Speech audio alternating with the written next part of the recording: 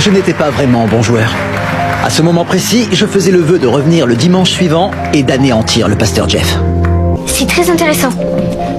Le philosophe, mathématicien et physicien français Blaise Pascal soutenait qu'il était raisonnable que les humains croient en l'existence de Dieu parce qu'ils ont tout à gagner si c'est vrai et qu'ils n'ont rien à perdre si c'est faux. C'est logique. Ce matin, je voudrais vous parler du commencement. Tout le monde sait que le premier jour de la création, Dieu a dit que la lumière soit. Et la lumière fut. Quand il a vu cette lumière, Dieu a su que c'était une bonne chose. Oh, ça recommence. Oui, Sheldon, Vous avez dit qu'il n'avait pas créé le soleil avant le 4e jour. c'est vrai. Donc les 3 premiers jours, il n'y avait pas de lumière. Dieu est lumière. Dieu est un photon. Il a rendu les photons possibles. Quel est le jour où il a fait ça? Le premier, je pense. Si je me tiens la poitrine en gémissant, on peut peut-être s'en aller. C'est horrible, ne dis pas ça. Comptez les jours puisque le premier jour venait de commencer. Il a commencé avant le Big Bang. Il n'y a pas eu de Big Bang. Il n'y a eu que le mot. Est-ce que le mot c'était badaboum? Vas-y, fais-le. On doit partir.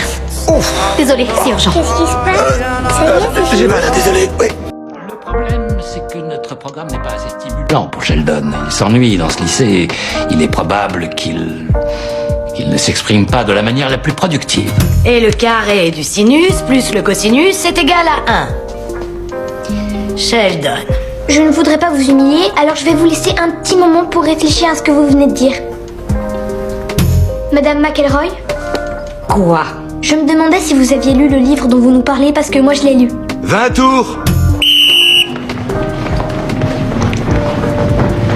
Cooper. Puisque vous nous demandez de courir, vous croyez pas que la moindre des choses serait de nous montrer l'exemple? Vous dites qu'il a été impoli avec ses professeurs. C'est inacceptable. Je vais lui remonter les bretelles. Je ne sais pas si j'emploierais le mot impoli. Qu'est-ce que vous diriez alors? Impoli. À la réflexion, c'est le bon mot. On a déjà pensé à une école privée, c'est pas dans nos moyens. À moins que vous ne me donniez une augmentation. Sûrement pas. Je vois. Je tentais le coup. Mais ce que je peux vous dire, c'est que Wilmot est connu pour donner des bourses aux enfants comme Sheldon. Jetez un coup d'œil à ça. Oh, bah ça Sans alors. blague. Attendez.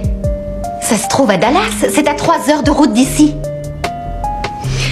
Écoutez, on est sensible à l'intérêt que vous lui portez, mais ce n'est encore qu'un petit garçon fragile. On ne peut pas l'expédier à Dallas. On pourrait au moins en discuter. Et qu'est-ce qu'il y a à en dire, George? Ça pourrait être une super opportunité pour Sheldon. Je te rappelle qu'il n'a que 9 ans. Bon, tu sais bien qu'avec lui, on ne peut pas parler en année terrestre. T'es en train de dire que c'est un extraterrestre? La décharge de George, c'est une possibilité qui a été évoquée. Enfin, plus ou moins. Je disais ça pour rigoler.